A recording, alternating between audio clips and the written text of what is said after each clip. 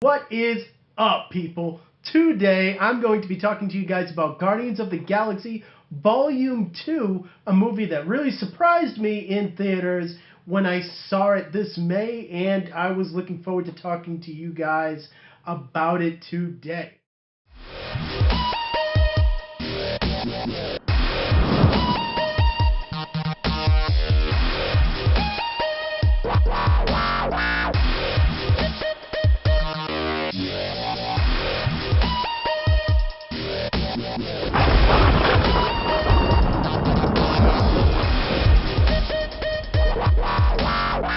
Know the cast by now. You got Chris Pratt as Peter Quill, Star-Lord. You have Zoe Saldana as Gamora, and you have Dave Bautista as Drax. Of course, we also have our CGI characters. Rocket is played by Bradley Cooper, and Baby Groot this time is played by Vin Diesel. I don't know how much work Vin Diesel actually had to do here, because they actually modulate his voice to make him sound like an infant Groot. But I have heard that he also had to do 8 or 9 different languages, so go figure. And you know, right off the top, I feel like they sidestepped something in this movie. You know, with sequels, it is always the thought that they need to go bigger and better and more action and, you know, also give us more character moments too, and more of this and more of that. This movie, it really subverts that to give us more intimacy between these characters and really learning about them. And I feel like by doing that and focusing on these characters, they are subverting the whole bigger is better debate. And that's smart. And it's something that I wouldn't expect from our director here, James Gunn, who really came from Troma films. Now, the two main people that they focus on here really should surprise you. We're going to be focusing on Peter Quill and Rocket. And those are the two most popular characters, so that makes sense. You know, Rocket, he is kind of an asshole here. He is a major dick at the beginning of this movie, but it really goes into why. You know, he steals things and gets them in trouble with this golden race of, like, purists, and really, he didn't tell anybody about it, and it gets into this big firefight, and it's all supposed to be just one big joke for Rocket. And this movie really goes into why Rocket does what he does, and he seems to come out of this movie having a little bit more of a soul because of it, and we understand him more, and I dig that about this movie. And of course, we can't have a Guardians of the Galaxy movie without a Peter Quill plot, and his plot here is actually really damn good. You know, that last movie was all about him growing up and just him not knowing his dad and dealing with the fact that his mom passed away early on in his life, and he was taken from Earth and just thrown into the galaxy. And here, he actually gets to meet his father, who is Ego, played by Kurt Russell. He just fits as Chris Pratt's father. And the matter of fact, I can actually see Chris Pratt doing certain earlier Kurt Russell roles. And that's something that I was just thinking about as I was watching this movie, saying to myself, you know what? He could be a younger Kurt Russell. So it makes sense. And I actually like Ego's plot here. Now, Ego is an actual planet, and he also has a physical form, and that is how we see him as Kurt Russell. We first see him with Peter's mother, and you can tell that they really love each other, but you can also tell that he's planting seeds on Earth, and what we will eventually learn is that is what's supposed to represent himself, because, you know, Kurt Russell, or Ego, he has an ego about himself. And I know that's kind of on the nose because that's his name, but everything that you will see Ego do revolves around him and having an ego about himself and what he thinks of himself and what he thinks that the whole world should be because he is in it. And really, it is some damn good stuff. And he's a complex villain in the Marvel canon that really doesn't have a lot of complex villains. You always know where Ego is coming from in this movie, and I really dig that because so many of these Marvel villains, I'm just like, I just can't get there with him. I don't understand his motivation and why he's doing what he's doing, and in this movie, there's none of that. So kudos to you, Marvel. You finally came up with a good villain besides the Winter Soldier. And the relationship between Star-Lord and Ego is great here. It is really great. And it comes across so natural because of the way that Chris Pratt and Kurt Russell play off each other. They come across extremely well together. And just the back and forth nature and how you know that Peter is just so longing for a father figure in his life that he is able to just forget about the fact that, Ego left his mother when she needed him, and he is always questioning Ego about, is he who he says he is? Maybe, but he always trusts Ego because of the fact that he longs for a father figure. And that is something that's a through line for Peter. And I dig that about him. And that's something that was in that first movie, but it's carried over to this movie so much better. And you know who is excellent in this movie that I didn't expect is Michael Rooker's character Yondu. Now, this was a character in the last movie that kind of didn't do it for me. I didn't understand his purpose other than just one more person to get in the Guardians' way and to have kind of like a person that actually took Peter from Earth. And that is what Michael Rooker did in the first movie. But in this movie, his character as Yondu is so much more focused on, and you really get the sense that he actually does love Peter, and constantly he sacrifices himself for Peter to the point where he is actually exiled from the group that he is in, and still he fights for Peter. And that is something that is so heartwarming for me because this movie is all about father figures and who is Peter's legitimate father. Is it somebody that took care of him throughout his entire life, or is it his biological father? And it's that push and pull that I really gravitate towards this movie the most. That isn't to say that other characters aren't focused on. Gamora, she still has that sexual tension with Peter, and that is developed all throughout this movie very well. I wouldn't say that it's focused on heavily, but for the amount of time that it is focused on, I really did like it. And then you have her relationship with Nebula, her sister, and that gets resolved here. And we really see why Nebula hates her sister as much as she did. And even though that scene came across kind of heavy-handed for me, I did appreciate the thought behind it. Dave Bautista as Drax, I kind of feel like he was just happy to be rolling in the money in this movie and coming back for it. It's because he is just always cracking a joke and laughing. It's like Drax, he developed a sense of humor between the last movie and this one, and he is just yucking it up through the entire movie. And he gets the best lines in this movie. Very funny. Most of the comedy comes from him or Rocket in this movie. Maybe a little Baby Groot. And speaking of Baby Groot, I tend to reject all things cutesy in films. It's just a thing with me. I know that a lot of people don't agree with it, but I don't even like Wall-E that much just because I feel like it constantly reminds me that the character is cute, and whenever that character just didn't know what to do, I just felt like they reminded me, hey, but he's cute.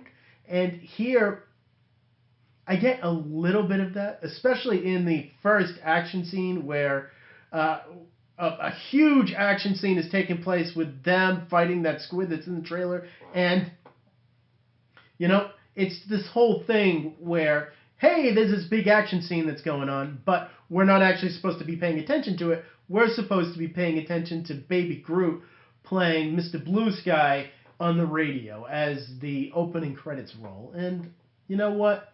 A lot of people are going to go with it. I kind of went with it, but it's just really not my thing per se.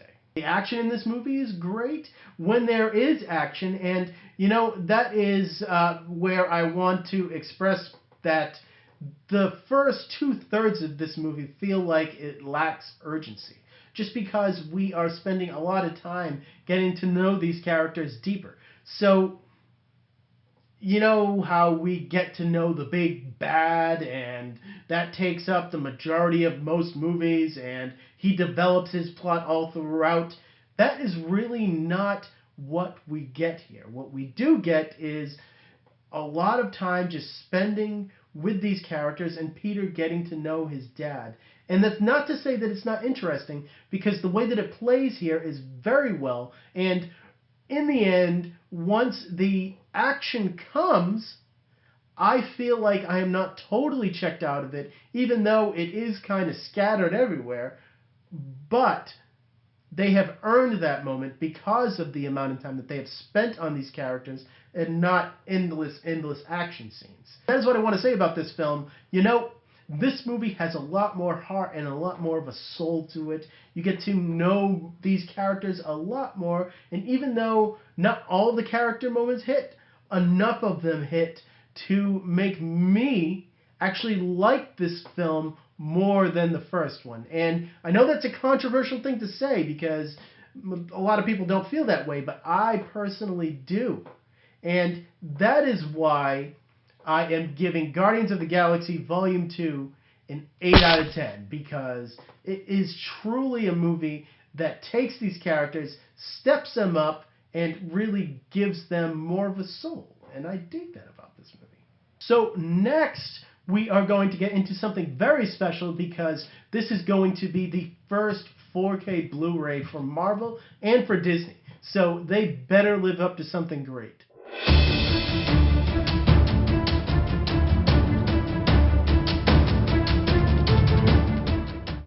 So the video quality of Guardians of the Galaxy Volume 2. You know, I'm going to start with the Blu-ray, just because that's what most people are going to see this on, and the Blu-ray here is really damn good. And I mean really good. This was shot all digitally, and even though I'm not talking about the 4K disc, it still comes across really, really damn well on a regular Blu-ray. This is one of the most crispest, clearest, most detail-oriented Blu-ray transfers that you will ever see. The art direction is phenomenal in this movie. Everything that you see is just a feast for your eyes, and it all has a different color palette to it. Every planet that you go to has a different color palette to it, and it makes it all look unique and lush and beautiful and vibrant and gorgeous. There is a whole lot of detail here. Just look at Baby Groot. Now, I will admit that he is kind of cute, but not my thing. But just looking at him, he has such detail on him. You can literally see every shard of, like, wood or stick of him. And he's so freaking small. But you can still see all the detail in him. And really just good stuff here. Black levels here are great also. I can't really say anything bad about this Blu-ray transfer. And for that, I'm going to have to give it a 10 out of 10, because people, you need this disc.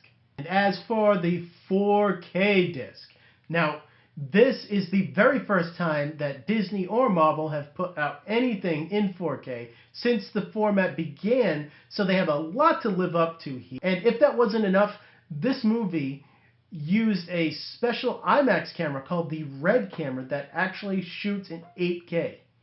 8K.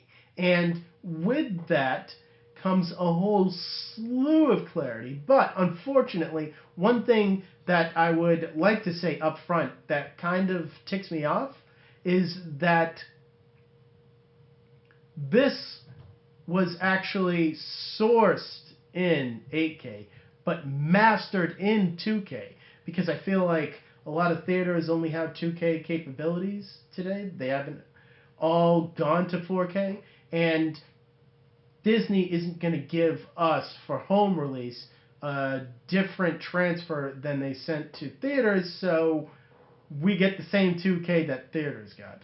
So I feel like that's kind of lame. This is still an up conversion from that 2K source, but what I will say is that doesn't ruin the amazing quality of this disc.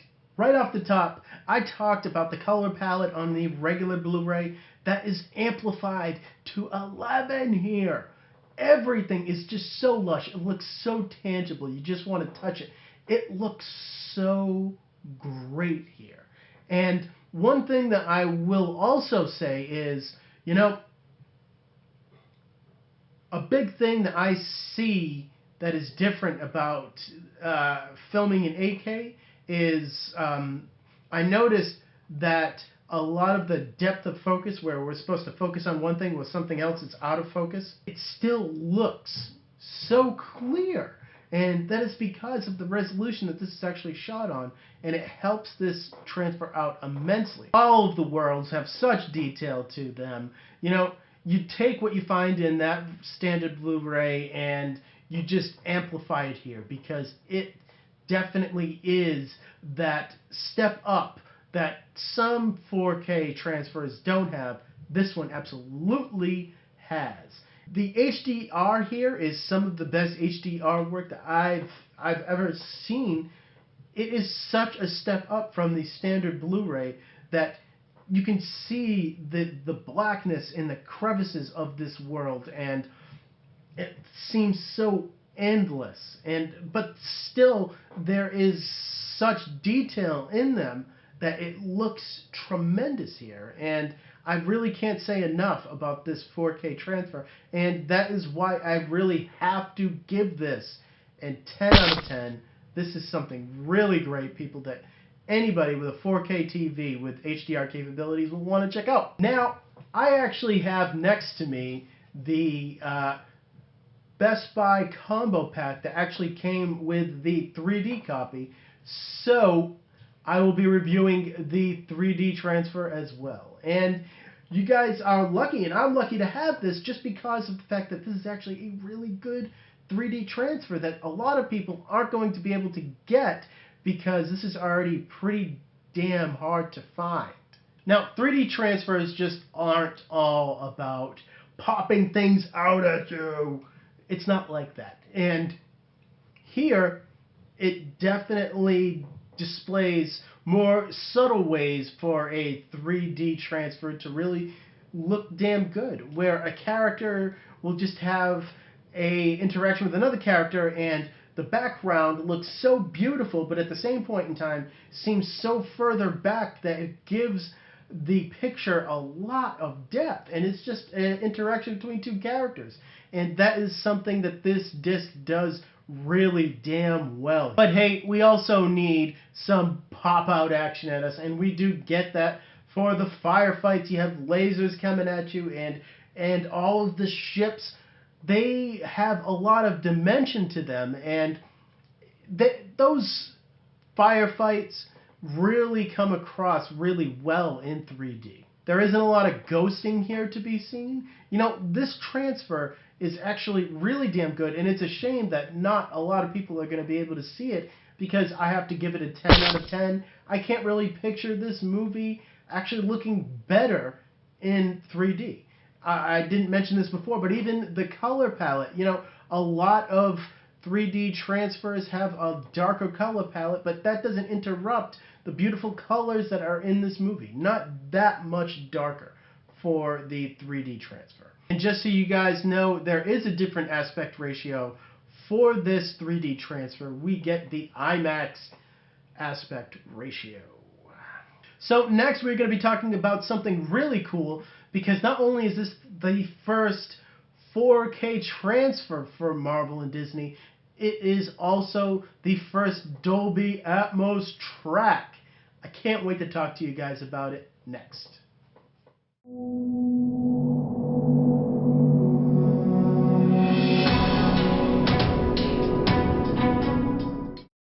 So the audio of Guardians of the Galaxy Volume 2. I'm going to start off with the Blu-ray just because of the fact that that's what most people are going to listen to. So right off the top, one thing that kind of might frustrate people is the fact that we don't get the Dolby Atmos track on the standard Blu-ray or on the 3D copy. It is solely on the 4K copy. But we do get a pretty damn kick-ass DTS HD 7.1 mix, and it is still really damn good. You know, this is one of the most surround heavy mixes that I have heard, but trust me, I have heard a lot for many, many years. And this is a track that it just has constant noise coming from your surrounds. It always finds a reason to have action coming from your surrounds, and really it's just really great that way. You know, some tracks you might want more subtle, but this track you want a big, loud, bombastic track because it gets you in the mood for this movie. Yeah! And it definitely does that here, especially for the soundtrack, because you're going to want to dance with every song that comes on because of the fact that it is represented very well. You know, fronts are great. They help out your subwoofer. You know, I have kind of a troubled history with Marvel and their audio tracks. I liked Doctor Strange, but before that they released a string of audio tracks that I really don't like too much. And this film definitely fixes that, and I would just like to give it a 10 out of 10. You can't get better than this. This is one of my favorite DTS HD tracks, and that is saying a lot, people. But unfortunately, it does get eclipsed by the Dolby Atmos track that is only on the 4K release. Man, oh man, oh man. You know, they had a lot to live up to here, because for a while, I think since either Iron Man 3 or Thor the Dark World, they were mixing all of their films in Dolby Atmos for theaters and not giving it to us at home release, and that kind of sucked for me. But here we finally have a Dolby Atmos track, and I can tell the difference because this movie feels just orchestrated for Dolby Atmos. Speaker separation here is amazing. You will have a character talking on your left front speaker, and you have another character talking on your right front speaker, and it's just all seamlessly done. Very, very good job. And man, it would have been hard to live up to my hype for this, but they do. They do, and it is just so great. And you know, to talk about the height speakers, Dolby Atmos isn't all about the height speakers, but I do like a more active kind of. And so what about the sub?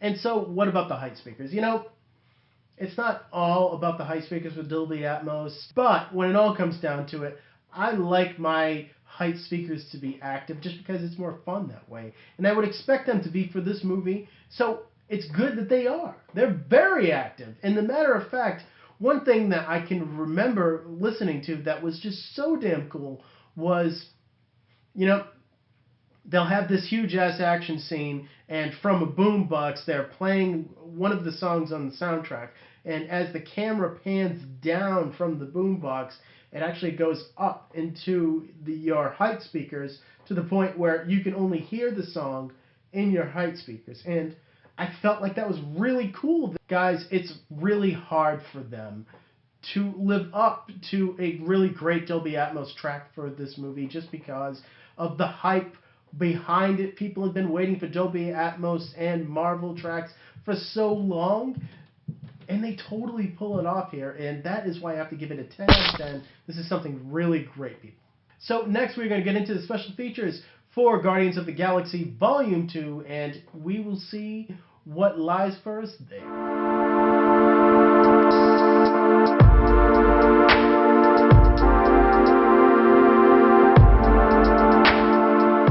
So the special features for Guardians of the Galaxy Volume 2. I'll start off with the audio track just because I feel like that is a good place to start, and that is actually the best thing here. It is hard to do a solo audio track. I tend to not like them too much just because of the fact that, you tend to want to have a conversation with somebody and listen to a conversation with somebody and have a back and forth between at least two people. But director James Gunn flies solo here, and because of his knowledge of just film itself and because of his constant pushing of technology, that's why they shot in 8K here with the IMAX red camera, and he talks about all of that here in great detail, and it all comes across really damn well. He is a very technical guy, and sometimes he does get bogged down into the technical things that went on within a scene, but at the same point in time, that is also really good. There is also a needless introduction with James Gunn to the rest of the special features. This feels very tacked on here and kind of unnecessary. What isn't unnecessary, though, is a very amusing music video starring David Hasselhoff that is on here. It's about 4 minutes long. Check it out, people. It's pretty damn funny. And then there are some special features that really don't add anything to this movie. So I feel like they are kind of unnecessary, but they are here for people that want to see them. All in all, this is a okay effort for special features. I'll give it a 5 just because I feel like it's kind of like middle of the road. Guys, I really feel like a lot of discs are going through a lack of special features today, and tell me if you want to adjust my ratings accordingly and taking that into account, because I feel like I'm going really hard on special features so far on this channel, so just let me know if you want me to lighten up a bit. But next, we are going to get into my last look at Guardians of the Galaxy Volume 2 when we come right back.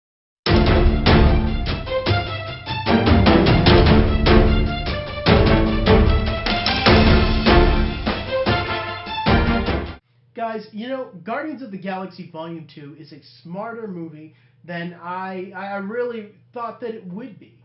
It doesn't just amp up the action, and it doesn't just, give us a more mindless plot like a lot of sequels do. This movie is a little bit more intimate than that, and that doesn't mean that this movie isn't a lot of fun, because it still is a lot of fun, but we also get to learn a lot more about the characters, and I really, really, really appreciated that about this movie, and it's something that I really didn't expect. I know I keep on saying that, but it is true. And it even gets to the point where at the end of the movie, during the final moments, I am really with these characters, and it is something that the first movie really didn't go into. And I know that a lot of people think that this movie isn't as funny as the first one, and for the most part, hey, that might be true. Some comedy here feels forced, but I to be honest, I feel like the comedy in the first one felt forced too, so when people ding this one for it, I'm kind of like, well, yeah, that first one kind of had it too. But, hey, to each his own. And as for the ratings on all of the discs, they all got pretty damn good ratings, and they all got the same ratings. So however you're going to see this movie, each disc got a 33. I feel like what hurt this the most was the special features, so hey, Marvel, next time, just give us a good amount of special features. I know they're out there. I know you have them filmed, and I know you're waiting for, like, a massive box set. So, hey, just give it to us already. I'll shell out the money. I thank all of you for watching my channel so early on. I love all of you for it, and I will see all of you next time.